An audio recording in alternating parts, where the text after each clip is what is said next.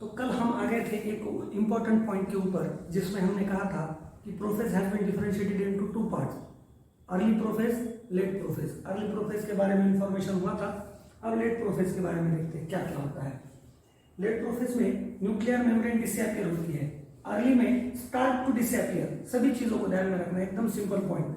Start to disappear in early prophase और late prophase में completely disappears, एक जगह पे शुरू होता है और एक जगह पे खत्म हो जाता है। इसमें कोई बहुत कॉम्प्लिकेशन वाली बात नहीं है। लेट प्रोफेज में न्यूक्लियर मेम्ब्रेन डिसअपियर हो जाएगा। अब न्यूक्लियोलस यानी कि chromatin network is converting into chromatin, तो धीरे धीरे क्रोमैटिन अलग अलग हो जाएंगे, तो न्यूक्लियोलस भी समाप्त हो जाएगा। So nucleolus also disappears. Condensation of chromatin, वो अब घट्ट बनकर उसका क्रोमैटिन नेटवर्क में फॉर्मेशन हो रहा है। अब ये जो स्पिंडल फाइबर बनने जो आवश्यक है, क्योंकि सभी को मेटाफेज के ऊपर लाना पड़ेगा, राइट। सभी को ये जो क्रोमैटिन बन रहे हैं लगभग 46 क्रोमोसोम है और ह्यूमन सेल में और 92 क्रोमैटिन है, तो ये सब के सब मिडल पे आने पड़ेंगे। अब इसके बाद तो उनको बांधना पड़ेगा स्पिंडल फाइबर से, तो स्पिंडल का फॉर्मेशन होना जरूरी होता है। और ये कहाँ पर स्पिंडल का फॉर्मेशन होता है, तो जो हमने सेंट्रियोल दिए थे, एक साउथ पोल के ऊपर और एक नॉर्थ पोल के ऊपर, दोनों तरफ स्पिंडल का फॉर्मेशन हो जाएगा, राइट। तो लेट प्रोफेज में क्या हो जाएगा, डायग्रामेटिकली अगर हम देखें तो ये है सेल, यहां से ये सेंट्रियोल, इनसे स्पिंडल फाइबर का बनना शुरू हो जाएगा, राइट। और यहां पर न्यूक्लियर मेम्ब्रेन तो पूरी डिसअपियर हो जाएगी और ये जो क्रोमैटिड है ये इस प्रकार से बनने लगेंगे, राइट। इस प्रकार से क्रोमैटिड बनने लगेंगे। तो ध्यान से देखना, centriole, spindle formation, chromatin network converting into chromatid, but पूरा कंडेंसेशन नहीं हुआ। Maximum condensation, exam point, maximum condensation occurs in metaphase not in prophase. So condensation हो रहा है लेकिन कंप्लीट नहीं हुआ, ये इस प्रकार से दिखेंगे। न्यूक्लियर मेम्ब्रेन डिसअपियर हो चुकी है और न्यूक्लियोलस तो खत्म ही हो गया है, समझे, जो सेंटर में था। अब इस लेट प्रोफेज के बाद सेल को सेकंड फेज में जाना पड़ेगा, that is called as metaphase.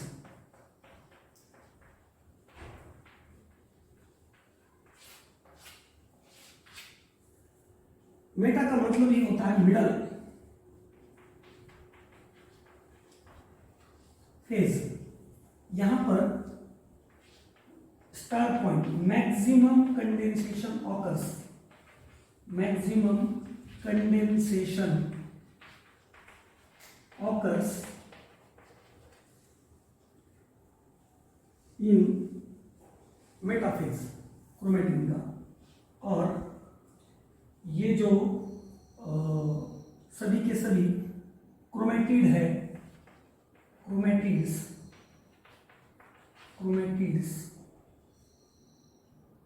Right, in the form of dyads, ध्यान में रखना, ओके। इन्हें अब डायर कहा जाएगा। क्यों कहते हैं सही वक्त पर बताऊंगा। Dyers, chromatid in the form of dyers comes at middle. अब इस मिडल को कहा जाता है, जो मिडल का पोर्शन होता है वहां पर एक प्लेट लाइक स्ट्रक्चर बन जाता है, जो डायग्राम में हम दिखाएंगे, that is called as equatorial plate. Equatorial plate, equator पृथ्वी का जैसे होता है ना विषुवृत्त, नॉर्थ पोल, साउथ पोल, विषुवृत्त, इक्वेटर। तो इक्वेटर के ऊपर सब के सब क्रोमोसोम आकर क्रोमैटिन के फॉर्मेट में बैठ जाते हैं, उसे कहा जाएगा metaphase, middle phase. Diagrammatic representation में आपको बता देता हूं, ये सेल है, ये सेंट्रियोल है यहां पर, ये सेंट्रियोल है यहां पर, ये इक्वेटोरियल प्लेट बन चुकी है, राइट।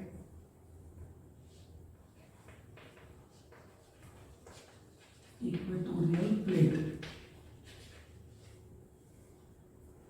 अब ये जो फॉर्मेट में होते हैं ना, यहां पर इस प्रकार से आपके सपनों का राजकुमार होता है, राइट। ये इस प्रकार से आकर यहाँ पर बैठ जाते हैं। दो ही निकालता हूँ, ऐसे 46 रहेंगे यहाँ पर ह्यूमन सेल में, लेकिन मैं काम के लिए दो ही निकाल लेता हूँ। और स्पिंडल फाइबर इनको अटैच रहेंगे ऐसे इस प्रकार से, राइट। तो अब मेटाफेज में ये मिडल के ऊपर आ चुके हैं, इनको थोड़ा डिटेल करते हैं हम।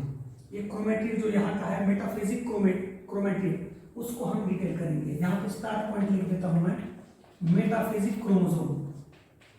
मेटाफेजिक क्रोमोसोम ये बहुत ही इंपॉर्टेंट क्रोमोसोम का रूप होता है। यस, क्रोमोसोम ये कोई स्पेशल स्ट्रक्चर नहीं है, क्रोमोसोम के अलग अलग अवतार है।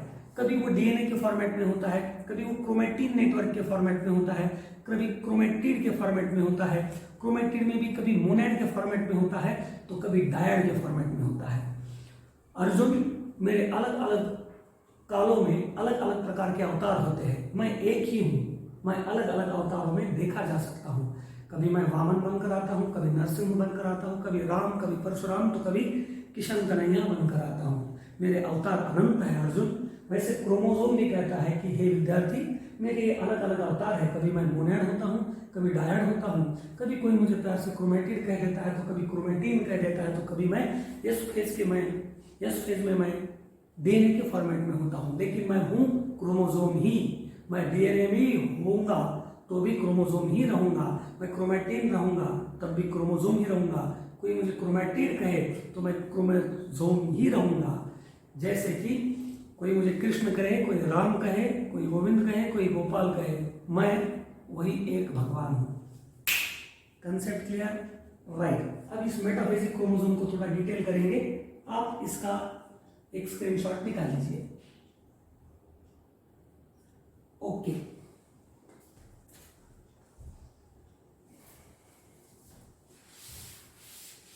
थोड़ी ध्यान देने वाली बात है। मेटाफेजिक क्रोमोसोम को क्यों डिटेल करना पड़ता है, इसका कारण है क्योंकि यही क्रोमोसोम आप बचपन से सीखे हैं।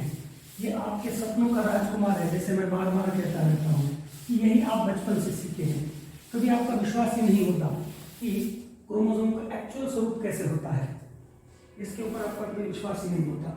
ध्यान देना, हमें जो क्रोमोसोमल बेसिस ऑफ इनहेरिटेंस नाम का चैप्टर आएगा 12th में, तो क्रोमोसोम का स्वरूप जो होगा ये इस प्रकार से होगा, ये सिंगल, राइट, ये सिंगल होगा, ये सिंगल होगा। लेकिन मेटाफिजिक क्रोमोसोम जो होता है, yes, it is general chromosome.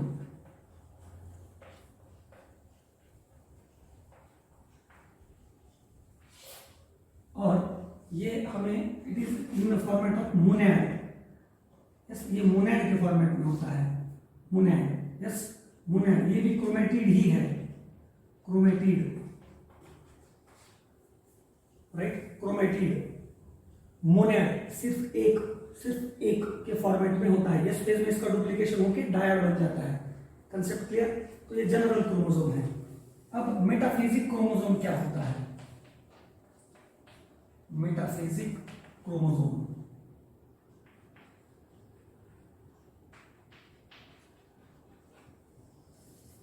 ये एस फेज में डुप्लीकेट हो गया था, लेकिन डीएनए के फॉर्मेट में था। अब इसका मैक्सिमम कंडेंसेशन हो चुका है, तो ये मोनैड इस प्रकार से, और थोड़ा अच्छा निकाल देता हूं, राइट, और ये इसके ऊपर ये रहेगा सेंटर, इसका सेंट्रोमियर, और ये उसका जो डुप्लीकेटेड पार्ट है ये इसका सेंट्रोमियर है, राइट, ये डुप्लीकेट हो चुका था। अब हमने बताया था कि इसके बीच में एक प्रोटीन आता है, कोहेजिन, ध्यान देना, this one is called as centromere, right, this one is called as centromere. अब आप कहेंगे कि एक क्रोमोसोम में 2 सेंट्रोमियर होते हैं क्या? नहीं, एक ही सेंट्रोमियर होता है, क्योंकि इन दोनों सेंट्रोमियर को पकड़ने वाला एक ही प्रोटीन यहां पर होता है, that is called as cohesin, that is called as cohesin. Cohese चिटकुन ठेवणे, चिपक के रखना, कोहेजिन नाम का प्रोटीन होता है दो सेंट्रोमियर के बीच में। तो ये दो सेंट्रोमियर के बीच में का कोहेजिन इन दोनों सेंट्रोमियर को इस तरीके से पकड़ के रखता है कि हम दो होने के बावजूद भी एक ही दिखते हैं। हम दो होने के बावजूद भी एक ही दिखते हैं। इतना गहरा दोस्ताना बन जाता है, राइट। हम दो है लेकिन हमारी आत्मा एक है, हम एक ही समझो। क्यों? क्योंकि हमारे अंदर कोहेजिन है। ये जो होता है इसको कहेंगे हम मोनैड, राइट। क्रोमैटिड ये होता है। मेटाफिजिक क्रोमोसोम किसके फॉर्मेट में होता है? डायड के क्रोमैटिड। इसमें मोनैड में क्या होता है? इसमें एक क्रोमैटिड होता है, एक, और डायड में दो। तो दो क्रोमैटिड से एक क्रोमोसोम बनता है। ये मोनैड, ये भी मोनैड, ये मोनैड और ये मोनैड मिलकर बनाएंगे डायड। ये मियोसिस की कंसेप्ट है, लेकिन आपको यहां पे भी जानना जरूरी है। मोनैड और मोनैड मिलकर बनाएंगे डायड को। कोहेजिन, सेंट्रोमियर, मोनैड, डायड। मेटाफेज क्रोमोसोम किस फॉर्मेट में रहेगा? डायड के। अब एनाफेज में क्या होना पड़ेगा कि इन दोनों को अलग अलग निकल जाना पड़ेगा, अलग अलग निकल जाना पड़ेगा। लेकिन ये अलग अलग निकलने के लिए इनको खींचना पड़ता है भैया, कोई तो भी खींचने वाला चाहिए। कौन खींचेगा? तो स्पिंडल फाइबर बनाए थे सेंट्रियोल ने, वो उसको ऊपर खींचेंगे, इधर और इधर। ये खींचने के लिए कहीं तो भी अटकना चाहिए स्पिंडल फाइबर। तो इस क्रोमोसोम के ऊपर, जो सपोज यहाँ पर ये क्रोमोसोम है, यहाँ पर ये कोहेजिन है, यहाँ पर ये सेंट्रोमियर है, तो इसके बाजू में दो प्लेट्स रहती है ऐसी, इस प्रकार की दो प्लेट्स होती हैं। तो इन दो प्लेट को कहा जाता है काइनेटोकोर। काइनेटोकोर। अभी यहाँ पे जगह नहीं है, इधर लिख देता हूँ। This is called as this two plates, ये यहाँ पे और ये यहाँ पे चिपकी हुई, काइनेटोकोर्स। ये प्रोटीन से बनी हुई रहती है, प्रोटीन से बनी हुई प्लेट्स रहती है जो आजू बाजू आ जाती है, और इनको इस प्रकार से स्पिंडल फाइबर चिपक जाते हैं।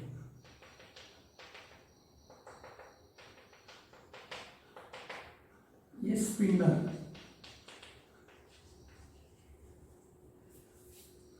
काइनेटोकोर को स्पिंडल फाइबर चिपक जाते हैं और सही वक्त पर कोहेजिन जुदा हो जाता है। मैं लिखता हूं यहां पर इवेंचुअली, यानी कि एनाफेज में, during the anaphase, yes during the anaphase eventually cohesin denature हो जाता है।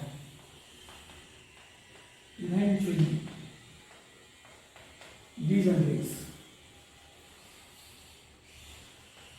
राइट। कौन सा ले तो ड्यूरिंग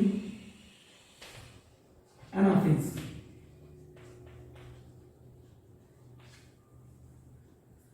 एनाफेज के समय कोहेजिन को डीजनरेट होना पड़ता है। इसके लिए एक स्पेशल प्रकार का एंजाइम होता है, दैट इज कॉल्ड एज कोहेजिनेज। इतना डिटेल में जाने की आवश्यकता नहीं है, कभी पूछा नहीं जाएगा आपको। तो कोहेजिन का कभी नाम भी नहीं आएगा, ना पुस्तक में दिया गया है ना कहीं। लेकिन ये कोहेजिन के बगैर मियोसिस नहीं समझती है। जब तक आप कोहेजिन को नहीं समझते तब तक मियोसिस नहीं समझती है। क्यों दो सेंट्रोमियर को एक सेंट्रोमियर कहा जाए, ये भी नहीं समझता है। जब तक कोहेजिन रहेगा तब तक, जब तक सूरज चांद रहेगा देशमुख सर का नाम रहेगा। वैसे ही जब तक इनके बीच में कोहेजिन रहेगा, दो सेंट्रोमियर एक ही कहे जाएंगे, इसलिए डायड इज इक्वल टू एक क्रोमोसोम कहा जाएगा। Right, right. That is the exam point and star point. Okay boss, that is metaphysic chromosome. समझे? जनरली ये मोनैड के फॉर्मेट में होता है, ये स्पेस के बाद ये डायड के फॉर्मेट में चला जाता है, लेकिन मैक्सिमम कंडेंसेशन मेटाफेज में होता है, इसलिए metaphysic chromosome max condensed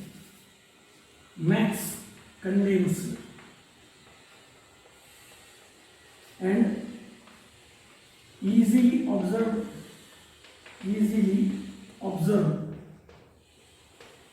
or observable in microscope, light microscope. Light microscope में इजीली दिखने वाला होता है ये, क्योंकि मैक्सिमम कंडेंसेशन होता है, यानी कि आप जब आप हायर क्लासेस में जाएंगे तो माइटोसिस और मेयोसिस का आपको प्रैक्टिकल आएगा, तो आपको ज़्यादा से ज़्यादा अच्छी तरीके से अगर आप क्रोमोसोम की स्टडी करना चाहते हैं तो बस इस फेज में कर सकते हैं, राइट। काइनेटोकोर भी समझ गया, कोहेजन भी समझ गया, सेंट्रोमियर भी समझ गया, मोनैड क्या होता है समझ गए, और डायड क्या होता है समझ गया। G2 के बाद यानी कि यस फेज के बाद dyad is equal to chromosome होता है, उससे पहले monad is equal to chromosome होता है, लेकिन जिंदगी भर ध्यान में रखना मोनैड ही क्रोमोसोम का स्वरूप होता है। ये खाली यंग फेज में कुछ देर के लिए रहने वाला होता है, लेकिन उसका मैक्सिमम जिंदगी तो इंटरफेज में ही गुजरेगा, तो उस वक्त वो उसका मोनैड ही सही स्वरूप माना जाएगा। Okay boss, right. तो इसका एक स्क्रीनशॉट निकाल लीजिए, हम आगे बढ़ते हैं एनाफेज की तरफ। ओके,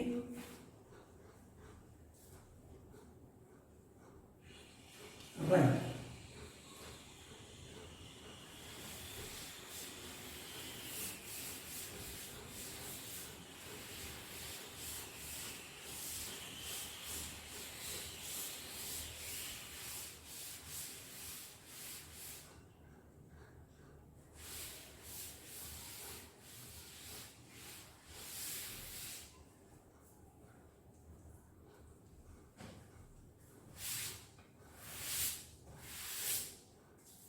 अब एनाफेज की तरफ बढ़ते हैं। एनाफेज, अब एना का अर्थ होता है अप, राइट। एनाटॉमी अपर cut, tomy cut, ana up. तो एनाफेज और एनाबॉलिज्म समथिंग बिल्ट अप, तो अप लाना पड़ता है। इस फेज में क्या हो जाता है कि क्रोमेटिड्स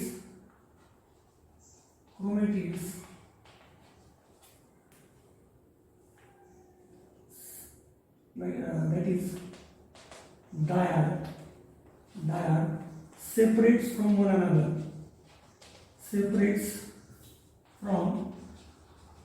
one another,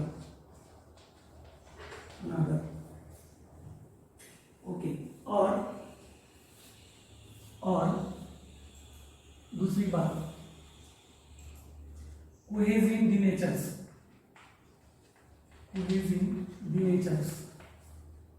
या डिजेनरेट डीनेचर, कोहेजिन डीनेचर हो जाता है, क्रोमेटिड डायड मोनैड सेपरेट हो जाते हैं, अब मोनैड के फॉर्मेट में आ जाता है, राइट। और ये क्या हो जाता है कि क्रोमेटिड मूव्स और पुल्ड, मूव्स हेड शब्द प्रयोग है, राइट, मूव्स टुवर्ड्स पोल, राइट। दोनों पोल की तरफ ये खींचे जाते हैं, पोल्स, बाय स्पिंडल फाइबर्स।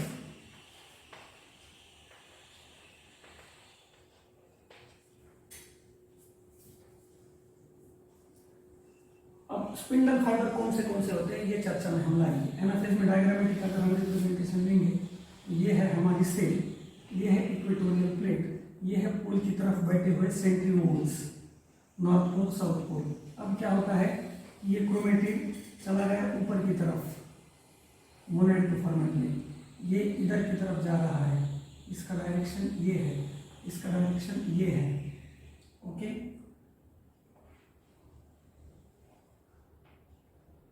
इसका ये सेंट्रोमियर, इसका ये सेंट्रोमियर, इसका ये सेंट्रोमियर। अब इसको इस प्रकार से फाइबर रहते हैं, सभी के सभी फाइबर यहां पर दिख सकते हैं हमें।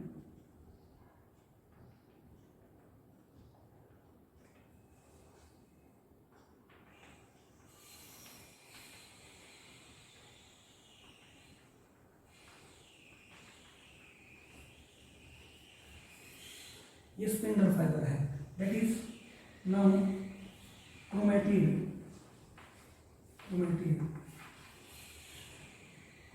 that is chromosome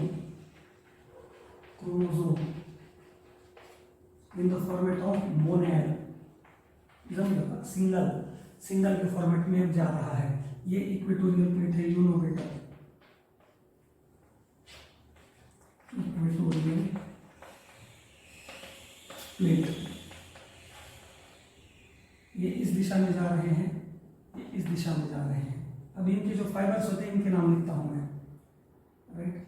तो ये जो फाइबर होता है ये दो क्रोमोसोम के बीच में होता है, ये पुल करता है, पुल मतलब ट्यूबुलिन प्रोटीन, समझाता हूँ मैं आपको। अब यहाँ से ये सेंट्रोमियर है, ध्यान देना, और यहाँ पर ये क्रोमेटिड है। तो ये इसको कैसे खींचता है ऊपर, तो जैसे जैसे इसके ट्यूबुलिन प्रोटीन से बना हुआ रहता है, ये मैंने कल ही बताया था आपको, माइक्रोट्यूब्यूल नाम का स्ट्रक्चर रहता है साइटोस्केलेटन का, you know better from the cell chapter. तो ये इसके ट्यूबुलिन जैसे जैसे कम होते चले जाते हैं वैसे वैसे ये इसको ऊपर खींचता चला जाता है। फिर इसके सेल कम होते जाएंगे, जैसे कि हमारी जो चैन है उसका एक एक कड़ा जो होता है उसको हम कम करेंगे, कम करेंगे, कम करेंगे, कम करेंगे, ये ऊपर ऊपर ऊपर ऊपर ऊपर खींचा जाएगा। ओके, तो उस प्रकार से अब ये दोनों के बीच में है, ये दो क्रोमेटिड है, तो इनके बीच में जो स्पिंडल फाइबर्स होते हैं वो ट्यूबुलिन की संख्या बढ़ा देते हैं। ये ट्यूबुलिन जैसे बढ़ता जाएगा, इधर एक इधर एक, जैसे ये बढ़ता है ये बढ़ता है, तो ये इसको खींचेगा, ये पुल पुश करेगा, पीछे धकेलेगा, ये फिर ये जैसे जैसे ट्यूबुलिन बढ़ता जाएगा ये ऊपर पीछे पीछे धकेलता जाएगा, और उसके तरफ का ये ऊपर ऊपर खींचता जाएगा, इसके कम हो जाएंगे और इसके ट्यूबुलिन ज़्यादा हो जाएंगे। समझे? कंसेप्ट को ध्यान रखना, इतना डिटेल कभी पूछा नहीं जाएगा आपको एग्जाम में, फिर भी आपको बताना मेरी आवश्यकता है। तो इसे कहेंगे हम इंटरक्रोमोसोमल फाइबर, इंटरक्रोमोसोमल फाइबर।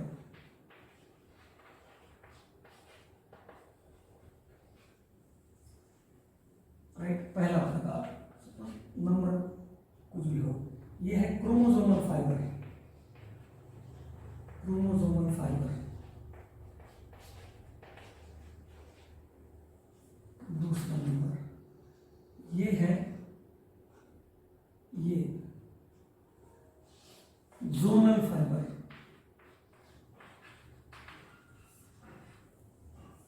जोनल फाइबर एक सेंट्रियोल से दूसरे सेंट्रियोल के बीच में होते हैं, इनको होल्ड करने के लिए, इनको थोड़ा मजबूती प्रदान करने के लिए होते हैं ये जोनल फाइबर।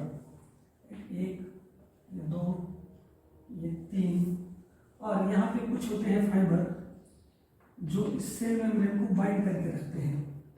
यहाँ से सेल मेम्ब्रेन को, अरे सेंट्रियोल को भी मजबूती से बना हुआ होना चाहिए मेम्ब्रेन से, इसलिए इसको सपोर्ट करने के लिए होते हैं, जिन्हें कहा जाता है एस्ट्रल फाइबर्स और एस्ट्रल रेज। एस्ट्रल फाइबर से 4 नंबर के, यानी कि स्पिंडल फाइबर के कितने टाइप होते हैं? 4 प्रकार होते हैं, जो कि इस क्रोमेटिड को मोनेड के फॉर्मेट में जो है उसको पोल की तरफ खींचने की कोशिश करते हैं और अंततः पोल पे ले जाते हैं। तो मैं यहां पर लिख देता हूं बक्से में, टाइप्स ऑफ स्पिंडल। स्पिंडल में कितने होते हैं? 4। Number 1 chromosomal, chromosomal fibres. Number 2 इंटरक्रोमोसोमल,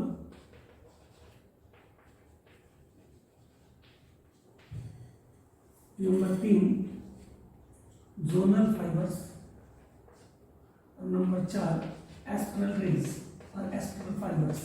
astral म्हणजे तारा, यस, जैसे तारा चमकते ही उसकी सब प्रकाश उसका सब तरफ फैलने लगता है, वैसा चमकता हुआ दिखाई देता है ना तारा, ये राइट। तो वैसे ही ये दिखते हैं, इसलिए इसे क्या कहा जाता है? एस्ट्रल फाइबर, तारे जैसे दिखने वाले, सपोर्ट करते हैं। अब आपको इनके फंक्शन अपने आप ध्यान में आने चाहिए, इसकी वजह से ये हो गई एनाफेज कंप्लीट, शिफ्ट हो रहा है। अब टेलोफेज आती है, एंड की फेज, हम चर्चा करेंगे 2 मिनट में। तत्पूर्व आप इसका एक स्क्रीनशॉट निकाल दीजिए।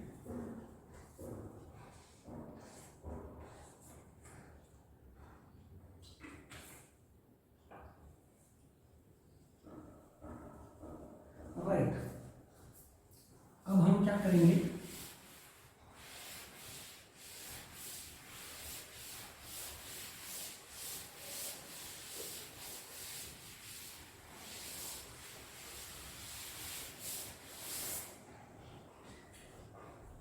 चर्चा करेंगे एनाफेज के, टेलोफेज के प्रति। 2 मिनट का है, किलोफेज।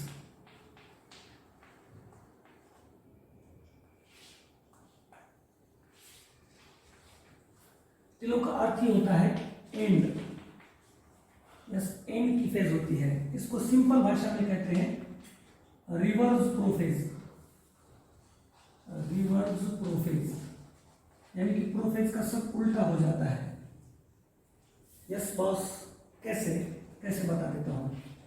न्यूक्लियर मेम्ब्रेन रीअपियर्स जो प्रोफेज में डिसअपियर हुई थी। Chromatid decondensation occurs, condensation of chromatid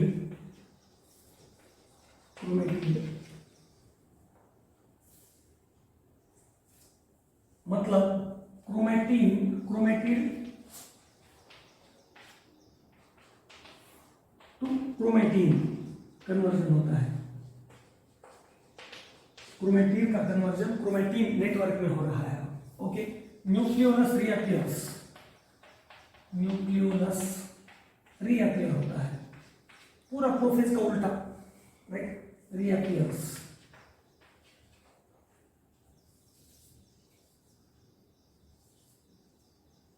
spindle degenerates, spindle पूरे समाप्त हो जाते हैं, डिजनरेट्स।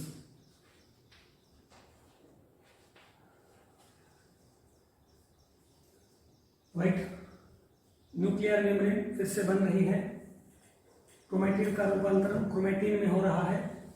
न्यूक्लियोलस रीअपियर हो रहा है और स्पिंडल का डिनेचुरेशन हो रहा है। ये सभी के सभी प्रोसेस टेलोफेज में होंगी। अब डायग्रामेटिक रिप्रेजेंटेशन अगर 2 मिनट में लेंगे हम, तो ये है सेल मेम्ब्रेन। इसमें इस जगह पर नए न्यूक्लियर मेम्ब्रेन्स बनने शुरू हो जाएंगे। इक्वेटोरियल प्लेट भी डीनेचर होती है और इसमें इस प्रकार से क्रोमेटिन नेटवर्क बनेगा। यहाँ पर न्यूक्लियोलस बनेगा, ये क्रोमेटिन नेटवर्क बनेगा और यहाँ पर न्यूक्लियस बनेगा, न्यूक्लियोलस सॉरी। ये हो गई न्यूक्लियर मेम्ब्रेन, ये भी हो गई न्यूक्लियर मेम्ब्रेन। ये क्रोमेटिन और ये हो गया, ये भी क्रोमेटिन। ये दोनों, ये और ये न्यूक्लियोलस दो अलग अलग पोल की तरफ बन जाते हैं।